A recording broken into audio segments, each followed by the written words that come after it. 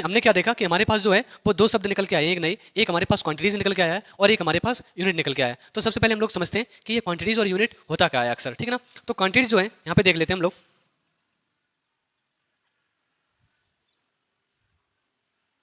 राशि, ओके। तो हमारे पास क्वांटिटीज जो है वो दो प्रकार की होती हैं, एक तो हमारे पास होती है स्केलर और एक हमारे पास होती है वेक्टर।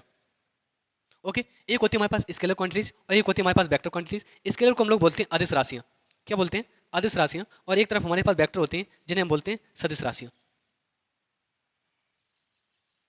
वेक्टर क्वांटिटी, ठीक है ना।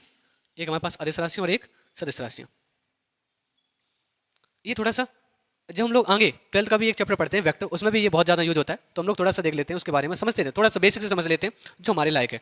ओके, तो हम लोगों ने क्या कहा कि क्वांटिटीज जो है, यहाँ पे एक नया वर्ड आया था क्वांटिटीज। ये क्वांटिटीज होती क्या है, तो हमने कहा क्वांटिटीज दो प्रकार की होती है, एक हमारे पास होती है स्केलर, एक होती है हमारे पास वेक्टर। ओके, तो स्केलर क्या होती है, अदिश राशियाँ, वेक्टर क्या होती है, सदिश राशियाँ। अच्छा, ये अदिश राशियाँ क्या होती हैं, अदिश राशियाँ वे होती हैं जिनमें हमें मैग्नीट्यूड,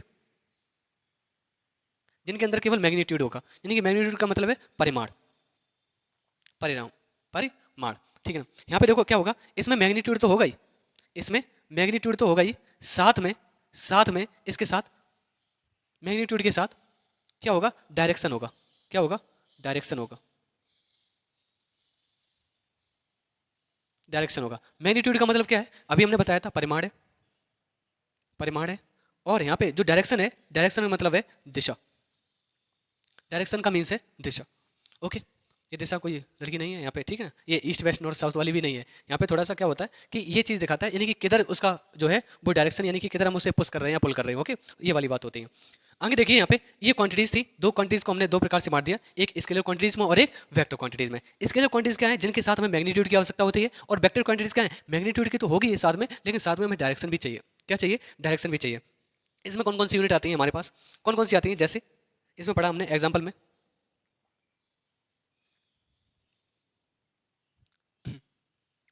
देखिए इसमें कौन सा हो जाएगा हमारे पास, जैसे में हमारे पास हो जाएगा डिस्टेंस, यानी जिसे हम लोग बोल देते हैं दूरी। हमारे पास हो जाएगा स्पीड, जिसे हम लोग बोल देते हैं चाल, ठीक है। ये हो जाएगा हमारे पास। ओके, डिस्टेंस है, स्पीड है हमारे पास, वर्क बोल देंगे हम, ठीक ना। वर्क भी एक कैसी राशि है, अदिश राशि है, कार्य। ओके, अब यहाँ पर पास हमारे यहाँ पे क्या मिलेगा, हमारे पास यहाँ मिलेगा एग्जाम्पल में डिस्प्लेसमेंट, क्या मिलेगा, डिस्प्लेसमेंट, डिस्प्लेसमेंट जिसे हम लोग विस्थापन बोल देते हैं, जिसे हम लोग विस्थापन बोल देते हैं। आगे हमारे पास आ जाएगा क्या, वेलोसिटी, जिसे हम लोग वेग बोल देते हैं।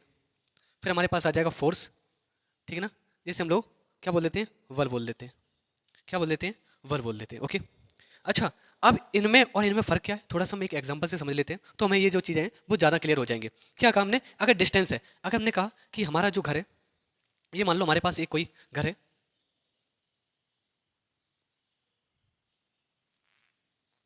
ओके,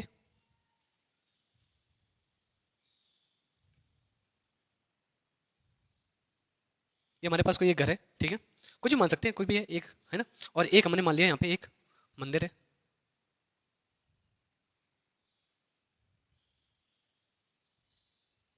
ओके, ठीक है, समझ सकते हैं। ये एक हमारे पास घर था, एक हमारे पास ये मंदिर था। फिर हम लोगों ने क्या कहा कि यहाँ से लेके इन दोनों के बीच की जो डिस्टेंस है वो 10 किलोमीटर है, कितनी है, 10 किलोमीटर है यहाँ तक, इन दोनों के बीच की जो दूरी है वो 10 किलोमीटर है। अच्छा, अब अगर हमने कहा कि हम लोग क्या कहें कि हाँ घर से मंदिर गए और फिर मंदिर से घर को लौटे, क्या कहा मैंने, घर से मंदिर को गए, मंदिर से घर को लौटे, तो हमने कितनी डिस्टेंस कवर की, तो हम कहेंगे कि भाई क्या, कि यहाँ से चले पहले 10 किलोमीटर, फिर लौट के आगे 10 किलोमीटर, यानी कि 10 + 10 यानी कि बराबर हो गया 20 किलोमीटर। क्या हो गया, 20 किलोमीटर, क्या हो गया, ये डिस्टेंस हो गया, क्या हो गया, डिस्टेंस हो गया। ओके, अब अगर हमारे पास अगर यहीं पे, अगर हम यहीं पे पूछ लेते हैं आपसे कि अब इसमें विस्थापन कितना हुआ, देखो इधर डिस्टेंस जो था वो हमारी स्केलर क्वांटिटीज है, हमने कहा डिस्प्लेसमेंट कितना हुआ, तो तुम लोग कहोगे कि सर हमें इधर पॉजिटिव डायरेक्शन गए, जहाँ पे हमें जाना है, जहाँ पे एक्चुअल जाना है हमें, तो वो वहाँ पे क्या हो गया, यानी कि +10, और वहाँ से लौट गए आगे फिर घर पे, तो वही चले, यानी कि माइनस में डायरेक्शन चले, है ना, क्योंकि पॉजिटिव डायरेक्शन चलता है, ठीक है ना। हमने देखा है कि हमारे पास क्या होता है, एक कार्टेशियन प्लान होता है, आगे वाली क्लासों में हम बताएंगे, इसे एक्सप्लेन करेंगे, ठीक है ना। या नंबर लाइन भी पकड़ सकते हो, ये यहाँ पे मूल बिंदु होता है, इधर जब चलते हैं हम लोग तो पॉजिटिव होता है, इधर साइड चलते हैं हम लोग तो नेगेटिव होता है, अगर ऊपर को चले तब पॉजिटिव होता है, नीचे को चले तो नेगेटिव होता है। ओके, उसी प्रकार से हमने क्या कहा, जब हम इधर साइड चले अपने, तो पॉजिटिव डायरेक्शन तो कैसा हो गया प्लस का 10, और हम लौट के आ गए तो फिर हो गया माइनस का 10। अब देखिए इक्वल और अपोजिट है तो ये आपस में कट जाएंगे, कितना हो जाएगा 0, और 0 क्या हो जाएगा हमारे पास, ये हो जाएगा हमारे पास डिस्प्लेसमेंट। डिस्प्लेसमेंट तो देखिए यहाँ पे डायरेक्शन की जरूरत पड़ी, क्यों, तभी तो इनके साइन चेंज हुए भाई। हमें मालूम है कि जब इधर साइड हम जा रहे थे राइट साइड में तो हमारे पास पॉजिटिव था, जब हम लेफ्ट साइड में लौट के आए तो नेगेटिव हो गया, और हमें मालूम है कि ये लेफ्ट और राइट था वो क्या था, एक प्रकार की डायरेक्शन ही तो है, तो इसलिए ये कट के क्या हो गया 0 हो गया डिस्प्लेसमेंट। तो हम समझ सकते हैं इस थोड़ी सी बात को। ओके ये आपको बहुत विस्तार से पढ़ने के लिए मिलेगा, फिजिक्स में बहुत अच्छा चैप्टर है, उसे ध्यान से देख लेना, वहाँ से हमें और अच्छी बातें समझ में आ जाएगी। यहाँ पे मैग्नीट्यूड चाहिए और मैग्नीट्यूड के साथ डायरेक्शन भी चाहिए। अच्छा अब हमने यहाँ पे जो लिखा था, यहाँ पे देखिए ध्यान दीजिए, यहाँ पे जो हमने डिस्टेंस लिया, डिस्टेंस को हमने लिखा, मान लिया ये 20 किलोमीटर गया था ना, अभी 20 किलोमीटर गया था, तो यहाँ पे जो ये 20 है ना, ये 20 और यहाँ पे ये किलोमीटर है, तो ये जो 20 है वो मैग्नीट्यूड है, क्या है,